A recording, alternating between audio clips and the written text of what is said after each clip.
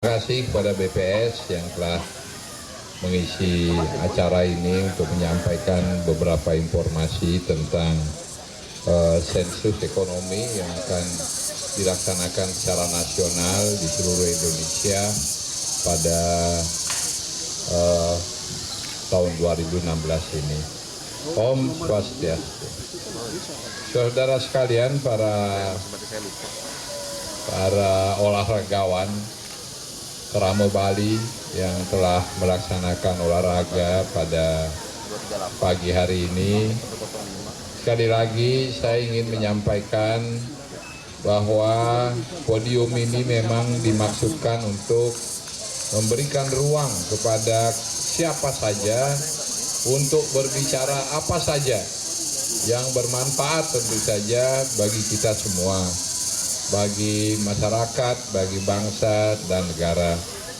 Saudara-saudara sekalian, serangkaian dengan ini, saudara-saudara melihat di sebelah kiri saya, anak-anak dari Fakultas Kedokteran Universitas Udayana melaksanakan salah satu dari Tridharma perguruan tingginya, sekaligus juga memberikan kesempatan kepada siapa saja untuk mengecek kondisi kesehatannya.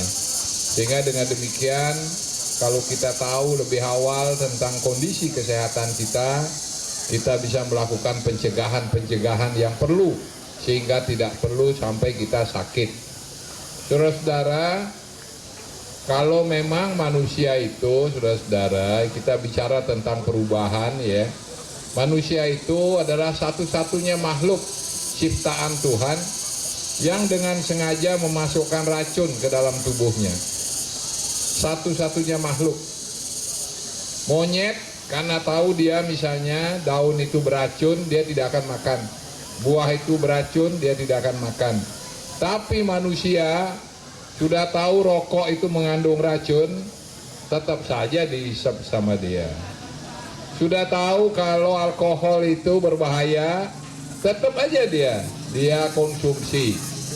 Sudah tahu narkoba itu tidak menyehatkan, akan merusak diri dan masyarakat, tetap saja juga dikonsumsi.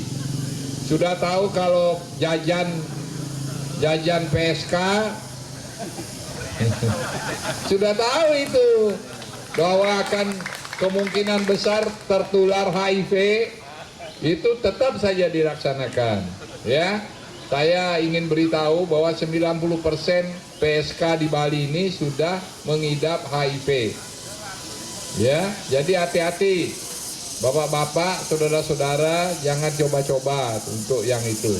Nanti setelah sama PSK sudah tertular HIV, pulang sama istrinya tertular, istrinya mengandung, bayinya juga tertular, saudara-saudara.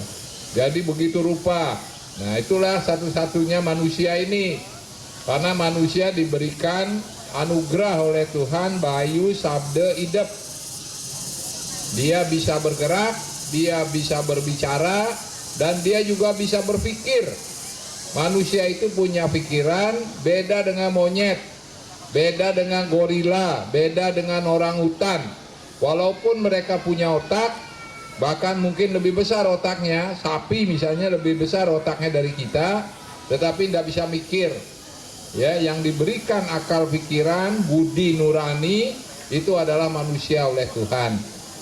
Tapi karena itu juga manusia bandel. Itu yang saya katakan tadi, sudah tahu tidak boleh makan makanan yang manis-manis, karbohidrat kebanyakan, tetap juga mau. Sudah tahu tidak boleh makan babi guling tiap hari karena lemaknya tinggi, tetap juga mau karena enak katanya begitu. Sudah tahu tidak boleh jajan juga. Itulah manusia memang bandel. Ya, tetapi mari kita secara perlahan-lahan, saudara-saudara sekalian, mengendalikan diri kita masing-masing, mengendalikan anak-anak kita di rumah, dan juga berusaha mengendalikan saudara-saudara kita, lingkungan kita bersama. Itulah sebabnya, saudara-saudara, tanggal 8, 9, 10 kita akan memperingati merayakan tahun baru Saka yang akan datang dengan menyepi, melakukan brate,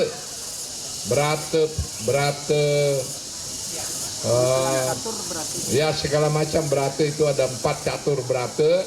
Kita tidak bepergian, kita tidak menyalakan api, kita tidak mendengarkan hiburan-hiburan, dan kita tidak bekerja hari itu selama 24 jam.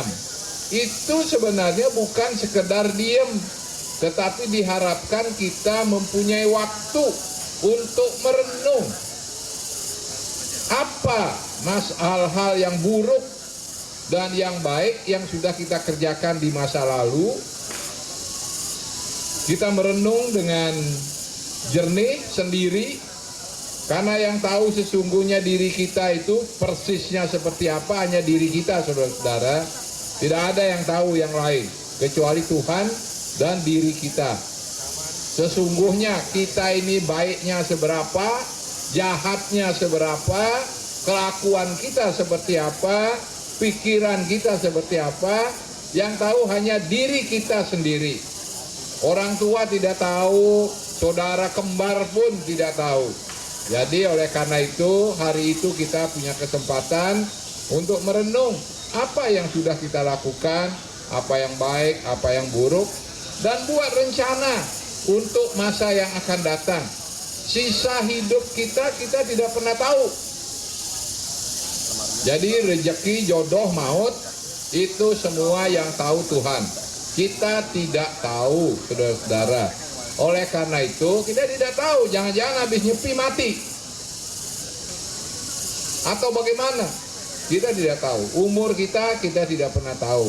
Itulah sebabnya mari sisa umur kita rencanakan dengan baik. Sebaik-baiknya saya mau berbuat apa ke depan. Saya ingatkan saudara-saudara, kalau kita mati putuslah segalanya kecuali 3 hal katanya. 1, sedekah jariah. 2, ilmu yang diamalkan.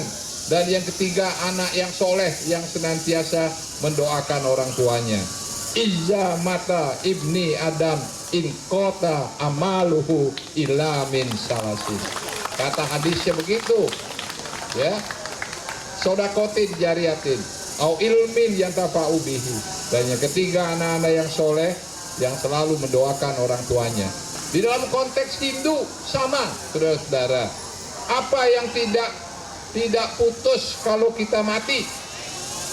Sedekah, dana punya yang diberikan dengan lascarya, dengan ikhlas untuk kebaikan, untuk menolong orang sakit, menolong orang miskin, orang yang cacat. Itulah kita gunakan harta yang kita dapat untuk itu. Itu namanya dana punya. Yang kedua, ilmu yang diamalkan. Itu jenana marga, saudara-saudara.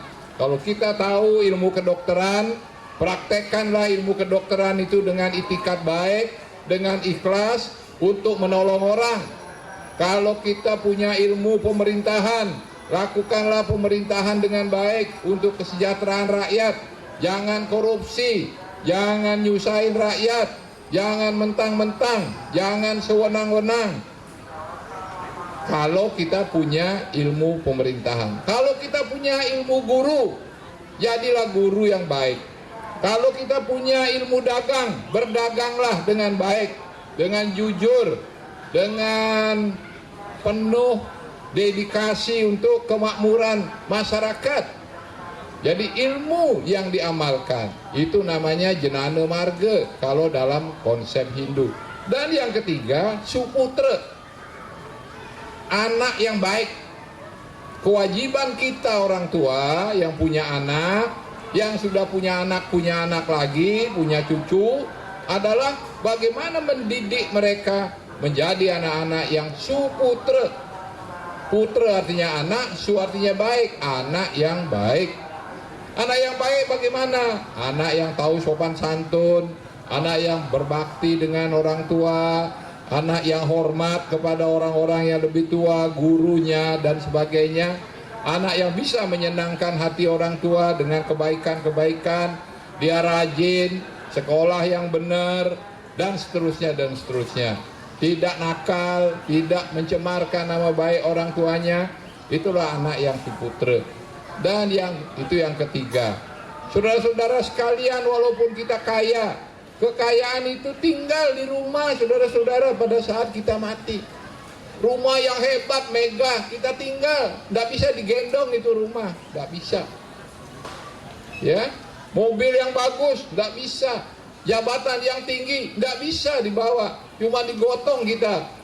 Syukur-syukur pakai wadah itu, dikirim diantarkan kita oleh beberapa orang, anak istri, saudara-saudara, handai tolan. Sampai di kuburan, kalau kita dikubur, semua pulang. Tidak ada yang tinggal di situ, tinggal kita sendiri. Yaitu kita akan ditemani oleh 3 hal tadi. Hanya itu yang akan hidup terus. Saya katakan tadi, dana punya yang lascarya, sodakotin jariatin, banyak yang pakai jilbab. Pasti saudara-saudara kaum muslim setuju dengan itu. Ya. Kemudian juga saudara-saudara sekalian yang ilmu yang diamalkan, dan anak-anak yang soleh, anak-anak yang mendoakan orang tuanya. Itulah yang tinggal, itulah yang terus hidup. Saudara-saudara, banyak para pujangga kita, banyak ilmuwan kita yang sudah meninggal ratusan tahun yang lalu, saudara-saudara. Tapi temuannya, ilmunya masih kita pakai sampai sekarang. Ya, itu tadi nyanyi bis kota. Lagunya yang mencipta siapa itu? Jangan-jangan sudah meninggal. Tetapi lagunya masih bermanfaat untuk kita dengarkan tadi. Hanya sayang, bis kota di Bali tidak pernah penuh, saudara-saudara. Jadi beda, kalau di Bali itu orang terlalu gengsi untuk naik bis kota. Kalau di Jakarta orang rebut sampai miring ke kiri, ke kanan, tidak jelas. Tapi kalau di Bali kosong melompong. Walaupun bisnya bagus. Jadi kurang cocok lagu bis kota tadi itu di Bali. Ya. Jadi itu masih kita dengarkan, masih kita nikmati. Itulah hebatnya ilmu yang diamalkan itu. Saudara-saudara sekalian, para dosen, para pujangga masa lalu, lagu-lagunya masih kita nikmati sekarang, kaya sastranya masih kita nikmati sekarang. Jadi saudara-saudara sekalian, hari Nyepi, mari kita merenung itu. Apa yang sudah kita lakukan? Yang baik, yang buruk, yang tahu cuma kita, saya katakan. Tidak ada orang lain yang tahu, cuma diri kita yang tahu. Kalau orang memaki kita tentang sesuatu, masih syukur, karena dia hanya tahu sepotong itu tentang keburukan kita. Sesungguhnya lebih banyak lagi yang dia tidak tahu tentang kelakuan kita. Tapi pada hari Nyepi, mari kita merenung karena kita tidak bekerja, kita diam di rumah, gunakan waktu untuk meditasi, gunakan waktu untuk berpuasa, gunakan waktu untuk mungkin membaca kitab-kitab suci, dan seterusnya. Supaya ke depan kita bisa bikin rencana. Dalam 24 jam kita bisa bikin rencana untuk ke depan. Setelah ini ngembak geni, setelah ngembak geni apa yang harus kita lakukan? Kebaikan-kebaikan tadi, saudara-saudara sekalian. Tadi kalau kita mati semua saudara nganter, habis itu pulang. Kalau kita punya istri yang cantik, saudara-saudara, 1-2 bulan dia bersedih, tapi habis itu dia kawin lagi, saudara-saudara. Apalagi kalau masih muda, hartanya banyak. Oh, cepat itu laku itu, sebentar aja itu laku, saudara-saudara. Itu, jadi jangan, oleh sebab itu, mari kita beramal, mari kita berbuat kebaikan. Itulah yang tidak akan habis dalam kehidupan kita. Saudara-saudara sekalian, saya tambahkan sedikit, ini satu hal ya. Jadi selamat Hari Raya Nyepi. Jangan isi Nyepi dengan minum-minuman keras, jangan meceki, karena itu justru tidak membawa manfaat. Bukannya tambah baik, pusaran kehidupan itu akan makin buruk. Hidup ini adalah melingkar seperti ini, ya. Diharapkan dalam kelahiran kita ini kita naik, ya. Umat Hindu percaya kepada Atman, Brahman, hukum karma, samsara atau reinkarnasi, dan moksa. Ada Pancasrada. Kita dilahirkan ke dunia ini diberi kesempatan oleh Tuhan untuk memutar kehidupan. tergantung kepada kita. Apakah putaran itu ke bawah sehingga kita menjadi buta, atau putaran itu ke atas kita bisa menjadi dewa. Putaran terus menerus, kalau makin baik dan kita bisa melepaskan diri dari ikatan dunia ini, maka kita akan moksa. Manunggaling kaula lan Gusti, menyatu Atman dengan Brahman. Itulah kehidupan itu, saudara-saudara, dalam konsep hidup, ya. Jadi hidup itu diberi kesempatan oleh Tuhan. Tidak ada kehidupan yang lebih mulia dari sebagai manusia. Kita diberikan kemuliaan, akal pikiran, budi nurani untuk kita berbuat kebaikan, menjalani circle, lingkaran hidup itu. Sehingga makin lama, makin ringan kita, makin enteng kita, dan akhirnya menyatulah Atman dengan Brahman. Itulah moksa. Tapi bisa juga kalau kita mengikuti hawa nafsu, kita melakukan keburukan, kejahatan, maka circle itu akan ke bawah, disedot oleh yang di bawah. Karena daya gravitasi itu juga kuat sekali, saudara-saudara. Ini hukum alam. Gravitasi itu kuat sekali. Godaan itu lebih kuat dari pengendalian diri. Coba kita lihat di sekitar kita, seperti saya katakan, ada makanan yang enak, sudah tahu kita itu ada penyakitnya, ada rokok yang nikmat. Kalau sudah merokok pas-pus nikmat, itu juga jajan PSK juga mungkin lebih baik, pikirannya lebih enak gitu. Itu godaan banyak itu. Narkoba juga godaan banyak sekali, dan ini daya tarik ke bawah. Sehingga kalau kita mengikuti itu, saudara-saudara, kita akan ke bawah terus dan tenggelam. Dan kita turun derajatnya menjadi buta. Itulah kelahiran kembali. Karena kita percaya dengan kelahiran kembali, maka kita akan menjadi buta. Tapi kalau kita singkarannya baik, maka kita akan naik, akan menjadi dewa. Bukan Dewa Mahendra. Dewa Sajan nih, Dewa Sajan. naik dia. Itu. Dan makin lama makin enteng, karena makin ke atas itu daya gravitasinya makin kecil, saudara-saudara. Ini hukum alam ini. Ini natural law. Ini hukum alam. Makin ke bawah daya tarik bawah makin tinggi, makin ke atas lepas. Kita lihat di angkasa luar sampai tidak ada lagi gravitasi. Begitulah juga roh kita. Begitu jugalah diri kita, saudara-saudara. Naik dia dengan lingkaran, dia akan menuju ke atas dan bersatu. Manunggaling kaula lan Gusti, bersatunya Atman dengan Brahman. Melalui kelahiran kembali yang terus menerus. Bisa turun, bisa naik. Mari saudara-saudara kita renungkan supaya perlahan-lahan kita bisa naik ke atas. Dan kita semua akan bersatu dengan Brahman, dengan Tuhan Yang Maha Esa. Saudara-saudara sekalian, itu urusan nyepi. Nah, sekarang urusan berikutnya, banyak hal tadi dikatakan kita mau sensus ekonomi. Saya harapkan kita semua mendukung dan masyarakat bisa memberikan seperti tadi kekhawatiran, pengusaha mana sih yang mau memberikan data yang sesungguhnya? Saya kira tidak ada. Karena ada kaitannya dengan pajak, kaitannya dengan ini, belum lagi rahasia perusahaan. Saya tidak yakin ada satupun pengusaha yang mau begitu. Tidak yakin. Tapi usaha itu harus ada. Ya, jangan terus putus asa. Waduh, kalau udah tahu terus nggak usah. Tidak, saudara. Kita harapkan, saya mohon kita tahu keadaan yang sesungguhnya. Sehingga dengan demikian maka data statistik bisa menjadi kompas dan obor bagi kita untuk berjalan ke depan, untuk menyusun rencana-rencana kita yang lebih baik. Pemerintah bisa merencanakan dengan lebih baik di mana titik berat kelemahan kita, usaha apa yang kira-kira lebih menjanjikan ke depan. Karena saudara-saudara, dunia ini terus berubah. Karena kemajuan teknologi informasi, saudara-saudara, setiap hari ada 3 profesi yang punah di dunia ini. Setiap hari ada 3 profesi yang punah, saudara-saudara. Kalau dulu Orang mau beli bakmi atau mau beli apa, harus pergi ke restoran makan atau suruh orang beli. Sekarang tidak usah, saudara-saudara, telepon Gojek atau nggak telepon lagi, pakai nggak lama datang makanan.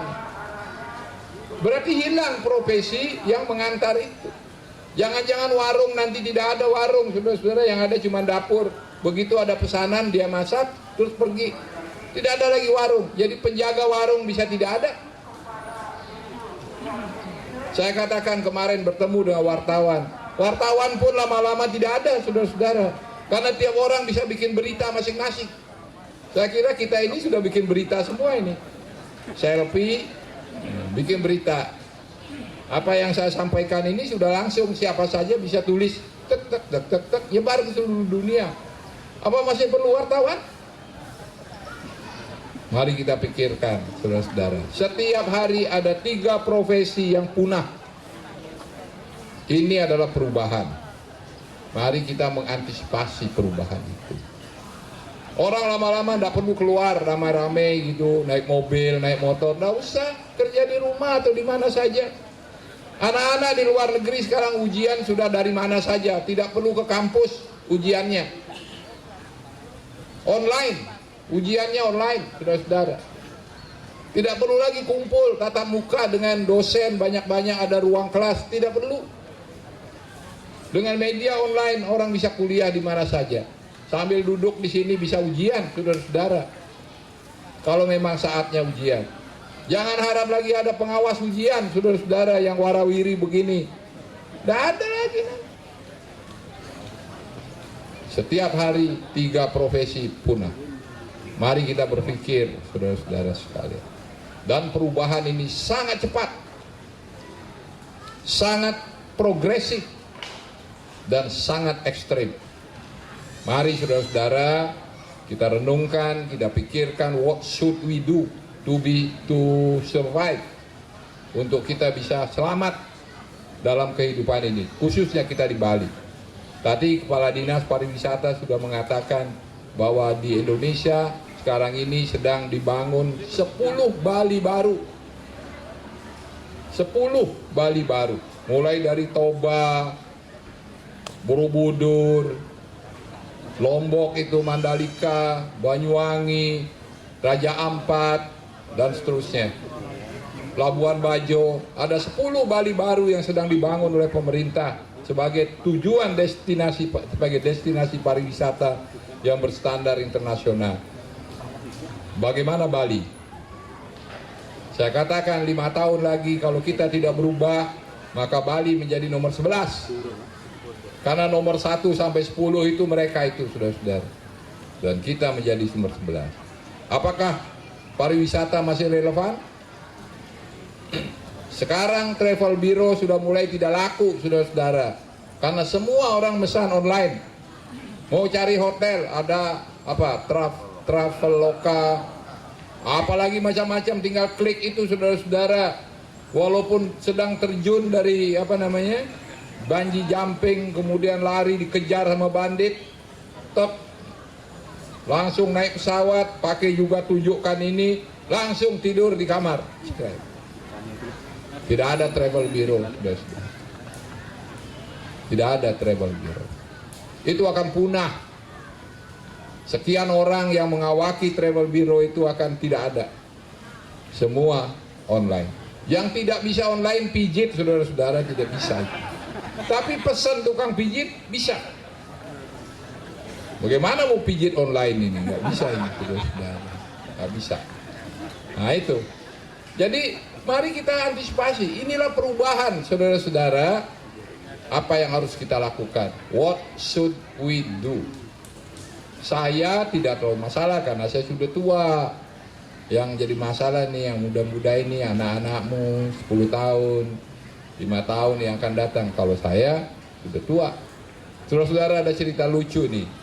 Istri saya kemarin belanja di Simpang Siur itu loh, di SS itu, beli kosmetik gitu ya. Kebetulan bedaknya habis, beli di situ. Yang melayani itu anak antara laki, antara perempuan gitu ya. LGBT lah kira-kira gitu. Dia bilang dia lekong katanya. Kamu ini laki apa perempuan sih, ibu nanya. Lekong katanya. Istri saya nggak ngerti, sangkanya lekong tuh memang laki apa perempuan. Lekong katanya. Lekong tuh banci gitu. Bahasa mereka itu lekong itu banci. Dah terus coba ngobrol-ngobrol, istri saya tanya, dari mana sih kamu? Dari Seririt katanya. Sekampung dengan Pak Gubernur. Iya katanya gitu. Oh gitu, senang dong punya gubernur dari Seririt, senang. Emang rumahmu di mana? Di Banjarasem katanya. Sebelah sana Seririt sedikit lebih barat, saya kan di Pertemuan situ. Jadi katanya begitu. Terus senang dong punya gubernur, senang punya gubernur, tapi gubernurnya sudah tua katanya. Oh ya? Itu rumahnya di Bubunan, rumahnya gede katanya. Padahal rumahnya kecil, dia bilang gede. Kan gubernurnya kaya. Oh gitu. Senang nggak punya gubernur dari Seririt? Senang katanya gitu. Terus cuman gubernurnya sudah tua. Udah itu sakit-sakitan lagi katanya. Tiap minggu cuci darah ke Singapura katanya. Coba. Saya bilang sama Karohumas bagaimana ceritanya ini. Kok di masyarakat namanya gubernur sakit-sakitan tiap minggu ke Singapura cuci darah, coba.